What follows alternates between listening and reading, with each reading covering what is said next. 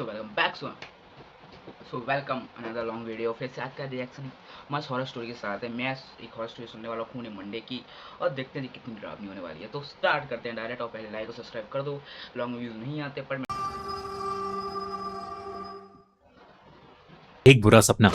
ये कहानी हमें हमारे एक सब्सक्राइबर ऋषा ने भेजी है, और ये उसके साथ हुई एक सच्चे इंसिडेंट पर बेस्ड है। ऋचा, अर्चित और अंकित बहुत साल पहले एक आर्मी कंटोनमेंट एरिया में रहते थे और वहीं के एक आर्मी स्कूल में एक साथ पढ़ते थे। उस वक्त वो सब करीब 11-12 साल के ही थे। उस कंटोनमेंट एरिया के पीछे एक बहुत छोटा सा मैदान था, जिसके पीछे दूर तक फैला हुआ एक जंगल भी था। उस जंगल में बच्चों का जाना बिल्कुल भी अलाउड नहीं था। अफवाह थी कि जंगल में शेर और जंगली जानवर घूमते हैं। कुछ लोग तो ये भी कहते थे, पहली बात तो जंगल में शेर और जानवर ही होते हैं, और क्या ही होता है। फ्लैक्स भाई जिम जाने लगा। कि जंगल में एक चुड़ैल रहती है। पर एक शाम तीनों अपने माँ बाप को बिना बताए शैतानी की आड़ में जंगल की तरफ चल पड़े। उन्हें शेर और जंगली जानवरों के बारे में पता था, पर हर बच्चे को लगता है कि उनके पास सुपर पावर्स होती हैं और अपनी ही धुन में भाई मुझे स्पाइडरमैन बनना था भाई। मतलब जब भी स्पाइडरमैन की मूवी दिखा था भाई, मुझे स्पाइडर पावर चाहिए भाई। स्पाइडरमैन की पावर क्या कूल ना भाई। कांड कर डाला उसके साथ। स्पाइडरमैन की पावर बहुत कूल है, मुझे चाहिए भाई। कहीं से किसी को मिलती है तो भाई मुझे ट्रांसफर कर देना, ठीक है। और पता नहीं मैं ऐसा क्यों लग रहा है, सुखी उठा हूँ, बट नहीं, मैं जिम होकर आया हूँ और मैं बस लग रहा हूँ ऐसा। वो तीनों भी जंगल की तरफ निकल पड़े। शाम से धीरे धीरे रात का अंधेरा होने लगा। स्टोरी तो रहेगी। मुझे किसी ने कमेंट किया, I love that guy who is up on video. मतलब मुझे बोला है कि जो लड़का ऊपर रहता है वो मुझे से प्यार है भाई। शर्मा गया भाई। एक्चुअली भाई लिटरली शर्मा गया भाई। मतलब मैं ऐसा चोमू से देखने वाला लगा, मुझे ऐसा कोई कहते भाई ना तो बहुत वो लगता है ना। तो चल देखते हैं आगे वो आपके। पर फिर भी वो तीनों आगे बढ़ते रहे। ऋषा को अंधेरे में बचपन से ही घबराहट महसूस होती थी, और इसलिए वो वापस घर चलने की बात करने लगी। वो अपने दोस्तों को मना ही रही थी कि तभी उन्हें एक शेर की दहाड़ सुनाई दी। सबके रोंगटे खड़े हो गए। ऋषा ने डरते हुए पीछे मुड़कर देखा तो वहां कोई शेर तो नहीं था, लेकिन उनके सामने एक बूढ़ी औरत खड़ी थी। अंधेरे में उसकी शक्ल अच्छे से दिख नहीं पा रही थी, और उसके गाल पर एक जख्म का बड़ा सा निशान जरूर दिख रहा था। उसने एक काले रंग का गाउन पहना हुआ था। अपनी काली ड्रेस के साथ साथ उस औरत की आंखें बेहद डरावनी थीं, और वो उन बच्चों को घूरे जा रही थी। उसने सीधे मुंह से सब बच्चों को बोला कि ये जंगल उनके लिए नहीं है, और वहां बस वो औरत और उसके पालतू जानवर रहते हैं। उसने उन बच्चों को वापस घर लौटने के लिए कहा और नसीहत दी कि वो कभी भी इस जंगल में ना आए। चांद के अंधेरे में खड़ी वो बूढ़ी औरत एक खूंखार चुड़ैल से कम नहीं लग रही थी। वो तीनों डरे सहमे से उस औरत की बातों को सुन ही रहे थे कि अचानक जंगल के हर कोने से जंगली जानवरों की चीखें आने लगी। ऐसा लग रहा था कि जैसे वो बूढ़ी औरत ही उन सबको कंट्रोल कर रही है। उन तीनों में से अंकित और अर्चित दोनों ही बहुत घबराने लगे, बल्कि अंकित तो डर के मारे रोने लगा। जिसके बाद उस औरत ने उन दोनों को चुप कराते हुए मुट्ठी भर टॉफी पकड़ाई। वैसे तो उन तीनों को पता था कि अजनबियों से कुछ नहीं लेना चाहिए, लेकिन उस भरे सन्नाटे में कोई भी उस डरावनी बूढ़ी औरत को इनकार नहीं कर पाया। उस बूढ़ी औरत ने अंकित और अर्चित को तो टॉफी दी, पर ऋषा को उनमें से एक भी टॉफी नहीं मिली। ऋषा ने देखा कि उस औरत के मुंह पर उसके लिए अजीब सा गुस्सा भरा था। वो सबको अपनी पैनी नजरों से देखे जा रही थी। इतने में वो तीनों वापस अपने घर की ओर जाने लगे। वो उस औरत के पास से गुजर ही रहे थे कि उस औरत ने अर्चित का हाथ पकड़ लिया। उसने तीनों की आंखों में देखा और बोली, आज भूल कर भी मत सोना। जंगल के अंधेरे में इन शब्दों ने ऋषा के अंदर एक दहशत पैदा कर दी थी। दोस्तों, रिसेंटली हमने छोरी 2 की कास्ट सोहा अली खान और नुसरत भरूचा के साथ मेरी स्टोरीज शेयर।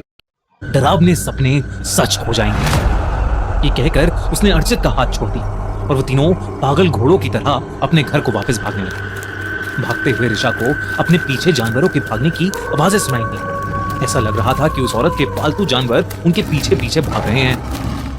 ऋषा बस जल्द से जल्द अपने घर पहुंचना चाहती थी। तीनों जल्दी से अपने घर पहुंच गए और इस घटना को एक गलती समझकर भूल गए। ऋषा का अगले दिन एग्जाम होने की वजह से वो अपने बिस्तर पर सोने चली गई, पर उस औरत की डरावनी आवाज, उसके मिट्टी वाले हाथ, बड़े बड़े नाखून और कटा हुआ कि उस बूढ़ी औरत ने कहा था। नींद आते ही ऋषा को एक सपना आया, उसका सबसे डरावना सपना। सपने में जोरदार बारिश हो रही थी। ऋषा एक गाड़ी में बैठकर अपने पेरेंट्स से दूर जा रही थी, जैसे शायद वो अब उनसे कभी नहीं मिल पाएगी। उसकी माँ लाल साड़ी में फूट फूट कर रो रही थी और उसके पापा शर्ट पैंट में खड़े थे, जिनकी भी आंखों से आंसू टपक रहे थे। गाड़ी के दूर गुजरने पर ऋषा ने जब पीछे मुड़कर अपने माँ बाप को देखना चाहा तो उनके पीछे कोई और भी खड़ा था। चौंका देने वाली बात यह थी कि वहां वही बूढ़ी औरत खड़ी थी, अपने चेहरे पे वही भयानक हंसी लिए, वो भी उसकी तरफ हाथ हिला रही थी।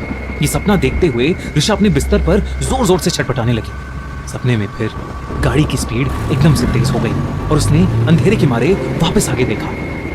उसने देखा कि आगे की सीट पर उसके माँ बाप ही रोते हुए गाड़ी चला रहे हैं और उसके साइड में वही औरत बैठकर उसे अपनी डरावनी आंखों से घूर रही है।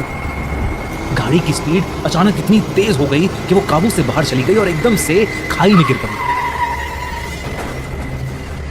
और तभी ऋषा की आंखें खुल गईं। उसने इसे एक बुरा सपना सोचकर जाने दिया। ऋषा ने उस दिन सोकर वाकई बहुत बड़ी गलती करी थी। स्कूल एग्जाम्स के बाद उसके पापा ने अपनी बेटी को उसकी नानी के घर भेजने का डिसीजन लिया। मेरठ शिफ्ट होने के लिए अगले दिन ऋषा गाड़ी में बैठकर जा ही रही थी कि उसे अपना वही डरावना सपना सच होते हुए दिख रहा था। उस दिन उसकी माँ ने लाल साड़ी और पापा ने वैसे ही शर्ट पैंट पहना था और दोनों वैसे।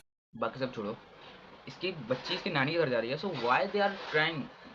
There is no reason, so why they crying? But हमारे घर वाले तो नानी का तो खुश रहते भाई, जा रहा है भाई, मतलब 2-3 दिन अब शांति से रहेगी, ये रो क्यों रहे हैं? बट ही रोए जा रहे थे जैसे ऋषा के सपने में। जाते हुए ऋषा ने पीछे मुड़कर देखना चाहा तो उसके हाथ और पैर दोनों सुन पड़ गए। सब सपने के जैसा ही हो रहा था। उसके सपने के जैसे उसके माँ बाप के ठीक पीछे वही बूढ़ी औरत खड़ी थी जो उन्हें जंगल में मिली थी और वो वैसे ही भयानक तरीके से ऋषा को देखकर मुस्कुरा रही थी। पर इस बार जब ऋषा की गाड़ी ने स्पीड पकड़ी तो वो किसी खाई में नहीं गई और ना ही उसके बाद कोई हादसा हुआ। 10 दिनों बाद ऋषा को अपने पेरेंट्स से पता लगा कि अर्चित की माँ एक एक्सीडेंट में मर गई है। ऋषा तब इस सब को समझने के लिए बहुत छोटी थी और समय के साथ वो इस बात को भूल भी गई। लेकिन कुछ साल बाद वो वापस अपने शहर में आई और अपने पुराने दोस्तों से मिली। तब अर्चित ने उसे बताया कि जिस रात ऋषा को डरावना सपना आया था, उस रात उसने भी एक बुरा सपना देखा था। अर्चित ने अपने सपने में अपनी माँ को एक कार एक्सीडेंट में मरते हुए देखा था, जो 10 दिनों बाद सच हो गया। पर ये मुझे समझ में आ गया, उसने जिसको टॉफी दी थी तो उसी के साथ ही होना था, और उस लड़के को उसने टॉफी नहीं दी थी इसलिए उसके साथ वो नहीं हुआ। सो यही था, मैं समझ गया था। तो अंकित के साथ ऐसा कुछ नहीं हुआ क्योंकि अंकित उस रात सोया ही नहीं था। ऋषा को शायद थोड़ा थोड़ा सब कुछ समझ आने लगा था। उसे उस बूढ़ी औरत की बात याद आने लगी थी जिसने उन्हें उस रात सोने से मना किया था। ऋषा का भयानक सपना असलियत में नहीं घटा क्योंकि शायद उसने उस दिन उस औरत की दी हुई टॉफी नहीं खाई थी। पर उसे पूरा भरोसा हो गया था कि यह सब उसी चुड़ैल ने किया था। उस दिन के बाद से वो बूढ़ी औरत ऋषा को फिर से अपने सपनों में दिखने लगी। आज ऋषा 20 साल की हो गई है, लेकिन उसके सपनों में जब भी वो औरत उसे दिखती है तब ऋषा के जीवन में कुछ बहुत बुरा होते होते रह जाता है। ऋषा को आज तक उस बूढ़ी औरत की माया समझ नहीं आई। क्या आपको समझ आया कि वो बूढ़ी औरत कौन थी?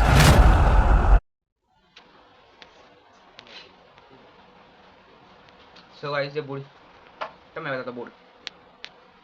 बताता हूँ बूढ़ी औरत कौन थी। ये बूढ़ी औरत वही थी जिसके बारे में बताया गया था, और ये स्टोरी यहीं खत्म होती है। स्टोरी बहुत अच्छी थी, इतनी ड्रामे नहीं थी एक्चुअल में। सो मुझे ज़्यादा सोन की वीडियो बहुत पसंद है, वो ज़्यादा अच्छी ड्रामे वीडियो बनाता है। मैं भी उसे ट्राई करता हूँ, मेरा एक सेकंड चैनल है और उसको भी देख सकते हो, उसकी लिंक तुम लोग को मिल जाएगी, ठीक है। सो हाँ, वो इस ड्रामे वीडियो बनाता है, मुझे उसकी वीडियो बहुत ज़्यादा पसंद आती है, एक्चुअली उसी के पसंद आती हैं। सो पता नहीं स्टोरी कैसी थी, मेरा रिएक्शन इतना भी सही नहीं था, बट मैं ट्राई करूँगा मेरे अपने रिएक्शन अच्छा देने की। सो बाय, मैं तुम लोग से बाद में मिलूंगा, शॉर्ट्स में मिलूंगा तुम लोग को, और शॉर्ट्स में तुम लोग को अपना इंस्टा दूंगा, तो प्लीज़ इंस्टा सर्च फॉलो कर लेना यार।